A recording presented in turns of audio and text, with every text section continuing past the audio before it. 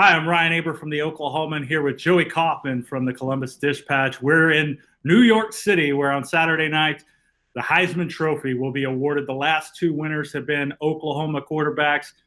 There's another Oklahoma quarterback in the mix this year, but also some new faces, and it's probably likely to be a new face.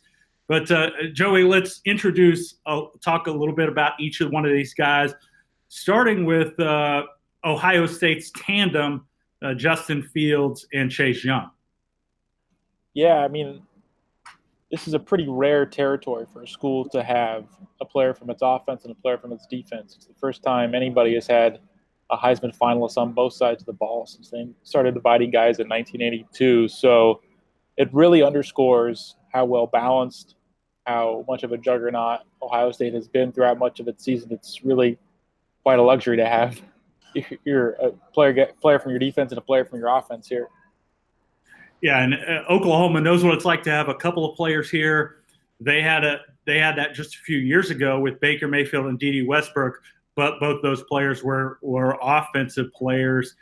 Jalen Hurts isn't likely to be the third consecutive winner at Oklahoma behind Baker Mayfield and Kyler Murray, but his season's been fantastic since transferring from Alabama. The leadership that he's shown, his ability to run the football, at times has turned the ball over, I think, a little bit more than a lot of people from OU would like. But overall, just a fantastic season from him. I think it's gone about as well as they could have hoped, especially given the fact that Oklahoma is in the college football playoff yet again, and Jalen Hurts had a big role in that, especially after that loss against Kansas State, to help them turn it around with a tarmac meeting, get the team together. And I think he is sort of singularly the identity of this team. Joey, also want to ask you about the fourth Heisman finalist, a guy that you're familiar with in a different way. Joe Burrow from LSU is doing fantastic things there, but was at Ohio State just a couple years ago.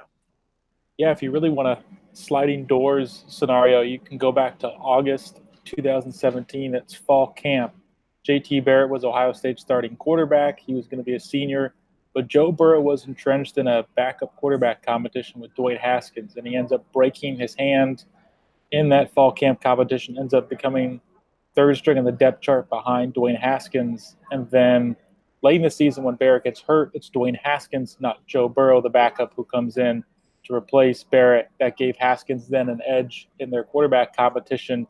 In the spring of 2018, Joe Burrow leaves as a grad transfer, ends up at LSU, and has this historic season in the second year at LSU. So you can kind of go back to August 2017 and wonder if Joe Burrow doesn't break his hand. Is he Ohio State's backup in 2017? Is he the guy who comes in and replaces JT Barrett against Michigan? Is he the guy then who has the upper hand to starting in 2018? Instead, Dwayne Haskins has the fast track, and it leads to Joe Burrow transferring as a grad transfer for his final two seasons of eligibility.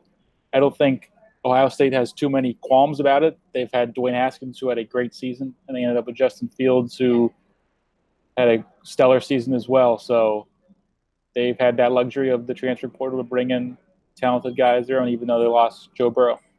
Yeah, it's worked out really well for them. Really, all three of these quarterbacks, it's been fantastic for the transfer talk with all three of those guys coming from other programs. Do you see that slowing down anytime soon? It seems like it's done nothing but pick up momentum when you see teams with Heisman finalists that are transfers, with Heisman winners the last couple of years, and then also being able to make the playoff with these guys. I think it's going to be here to stay because you've seen such a remarkable success rate with it. So many of these guys who do go into the transfer portal or leave as grad transfers, you're almost able to plug and play right away. So I think it's going to only encourage more guys to go this route. So I think schools will be more receptive to picking up guys off the transfer wire, if you will. And in a lot of ways, it's good for college football. Justin Fields made the point earlier this season. Well, what's the point of having two or three good quarterbacks on the same team? It's better if they spread their wings and go across the country. And I think that's kind of what we've seen this season with talent spreading across conferences and elite quarterbacks not just being stacked on one depth chart, but on multiple teams. Yeah, no doubt. Like I said, it's worked out great for three of the four playoff teams. Only Trevor Lawrence from Clemson started off at the school where he's going to lead his team into the playoff. Uh, Joey, also wanted to ask you about Chase Young specifically. What is it that's made this guy so dominant this year? Clearly, the best defensive player in college football, and I think a lot of people think that he's the best player, period, in college football.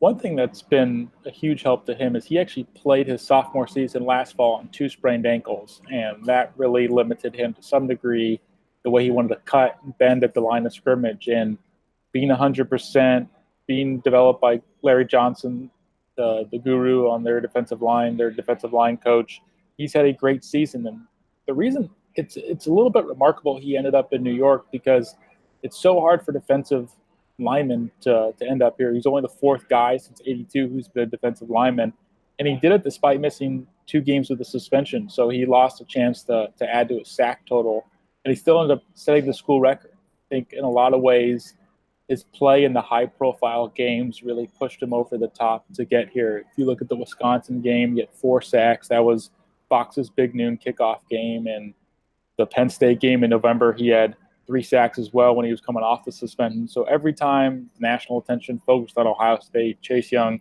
came up big, and you have to put up those sack totals if you're going to be a defensive end to get to New York because there really isn't another flashy metric that you're going to use to evaluate a defensive lineman. It's not like quarterbacks nowadays where they put up all these video game stats, and it's really easy if you're just glancing at a box score to notice a guy. It's a lot harder for a defensive end, but in those small windows and those high-profile, high-leverage situations, Chase Young took advantage.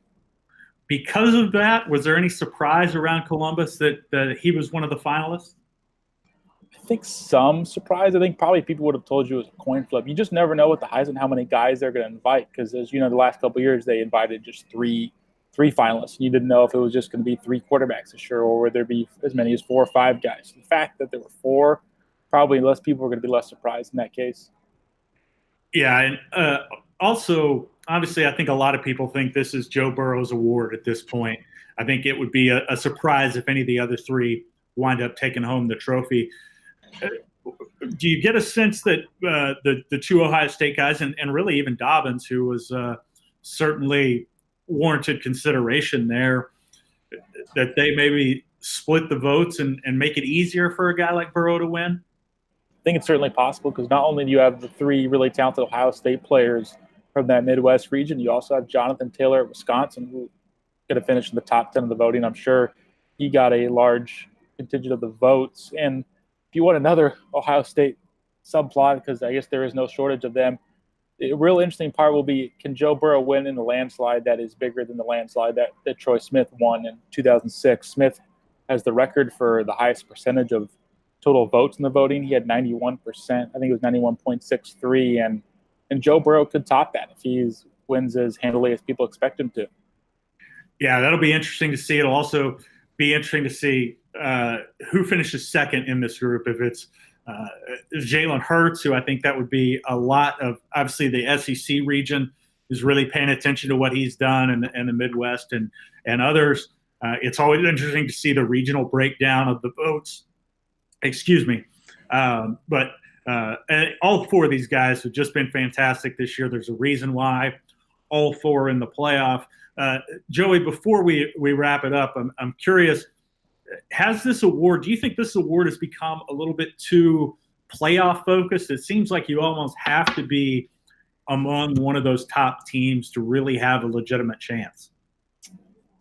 Not entirely. I was actually looking it up before we went on this, and 13 of the 22 finalists in the playoff era have been playoff guys. So that means a third of the guys who get here aren't on playoff teams, which was a little bit higher than I actually thought. And Lamar Jackson did win it in 2016, and he wasn't on a playoff team. I think it's become, in general, with the BCS era and the playoff era, I think it's a continuation of that where it's a player from a top team, and the sport is so quarterback-driven now. It even leans more toward quarterbacks as well. So I think that's generally how it's been since the late 90s, and I don't see any reason it's going to slow down in the playoff era. But guys who put up those video game stats, I think, are going to always get consideration. Yeah, no doubt about it. I think it's 16 of the last 19 winners have been quarterbacks. The other 3 all running backs. So it's been a long time since a non-quarterback or running back has won the award. Joey, tell people where they can read your work, where they can follow you on social media. So if you want to read all of our Ohio State coverage, you can go to BuckeyeExtra.com. There's just one E in there. And then if you want to follow me on Twitter.com, my handle is Joey R as in rabbit, and then Kaufman, Kaufman. All right. And I'm Ryan Aber from the Oklahoman. You can read all of my work at oklahoman.com and follow me on Twitter at RYABER. Thank you for joining our Heisman Talk.